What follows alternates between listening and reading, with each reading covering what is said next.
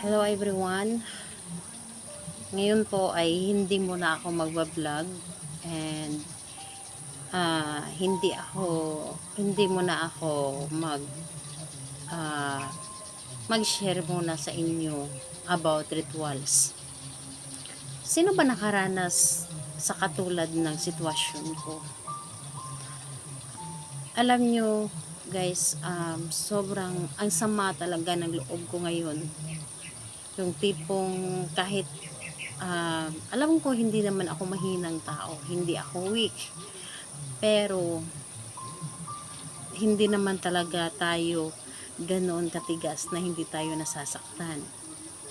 So, sa lahat ba, uh, alam ko meron sa inyo, meron isa sa inyo sa katulad sa sitwasyon ko na tulad nito, uh, hindi nagkakasundo ang magkakapatid.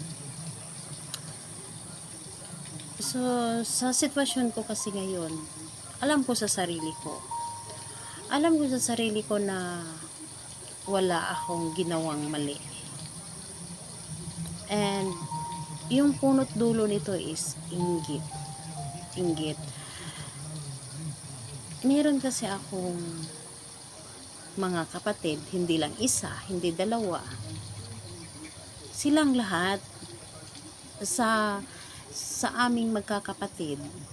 Iwan ko ba? Yung tipong ang hirap sa kanila kasi is ginawan mo na sila ng mabuti. Hindi naman ako perfectong kapatid. Yung tipong ginawa mo na lahat kahit na naisubo mo na, iluluwal mo pa para lang sa kanila. Yung tipong ang lahat ng tulong na binigay mo na para sa kanila, pero para sa kanila ang sama-sama pa rin. Yung tipong ayaw nila na malamangan, yung tipong ganun, ayaw nila malamangan sa sitwasyon. So kaya ko na i-share sa inyo, baka meron kayong mai-suggest o meron kayong pwedeng masabi para man lang maibsan yung nararamdaman ko. Ang sakit kasi ginawa ko na ang lahat para sa kanila, lahat ng tulong. Kung sa mabait naman ako pero hindi nila matanggap. Yung tipong kung ano ang meron sa'yo, hindi sila masaya para sa'yo. Kasi gusto nila kung ano sila, kalibil ka lang din nila.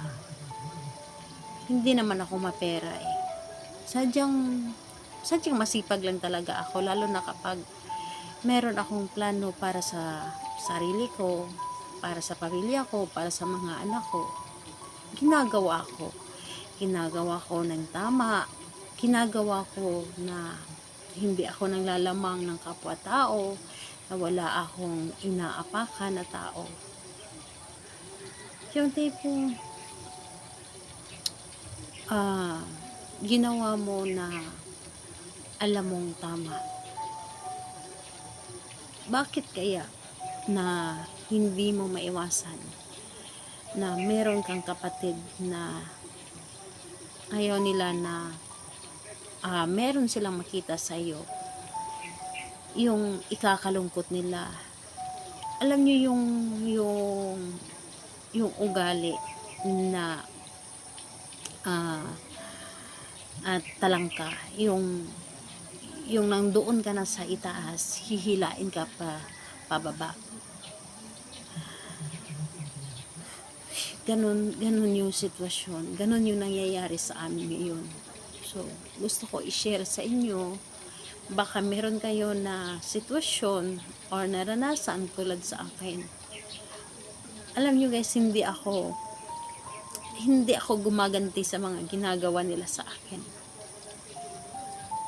Pinagdasal ko na lang sa Diyos. Pwede ko naman sila gawa ng ritual kung gustuhin ko, para matigil sila. Pero kapatid ko kahit anong gagawin ko, nangingibabaw pa rin yung pagmamahal ko sa kanila, pagiging kapatid ko sa kanila. Pero bakit kaya hindi sila magiging masaya? Hindi sila magiging masaya sa kung ano ang meron ako. Yung gusto nila na makikita nila na maghihirap ako. Sobrang ang sakit sa loob. Ang sakit sa dibdib. Halos gabi-gabi hindi ako makatulog ng maayos. Dahil sa pag-iisip, hindi yung wala akong maayos na yung tipong kahit anong gawin ko, kahit pinapasaya ko na yung sarili ko, ginagawa ko na. Pero ayun, nandyan pa rin sa isip ko yung nasasaktan ako. Ang hirap pagkalaban mo, kapatid mo, dahil ayaw mo na masaktan din sila. Guys, baka ayun, kung ako tumutulong sa inyo about rituals, baka meron kayong experience tulad sa akin, kung ano yung nararamdaman ninyo, yung sakit. Tapos magkikita lang kayo sa araw-araw. Guys, ang hirap kapag inggit na yung umuugat. Bakit kaya na hindi maiwasan na kahit kapatid mo, kahit dugo mo, ay iniinggitan ka? Hindi naman ako kainggit-inggit, sa totoo lang. Hindi ako kainggit-inggit. Masipag lang talaga ako. Yung tipong ginagawa ko naman ang lahat para hindi maubusan. Siyempre, nandun tayo, gumagawa tayo ng ritual. O ano yung tinuturo natin dito, ginagawa ko din. Kasi hindi naman pwede na ituturo ko sa inyo na hindi ko ginagawa. Kailangan i-prove ko muna sa sarili ko kung effective o hindi. Kaya tinuturo ko sa inyo. Kaya yun, hindi naman sa pag-aano, sobrang ang sakit lang talaga sa loob. Ganun yung nangyayari sa akin sa ngayon. Ang hirap na iniinggitan ka sarili mong kapatid. Yung pinagtutulungan ka, hirap guys. So, sana sa ngayon meron kayong masabi, meron kayong i-share tungkol sa akin para maibsan yung nararamdaman ko. Kung ano man yan, masama o hindi, yung maganda man o pangit yung i-comment ninyo para sa akin, tatanggapin ko po.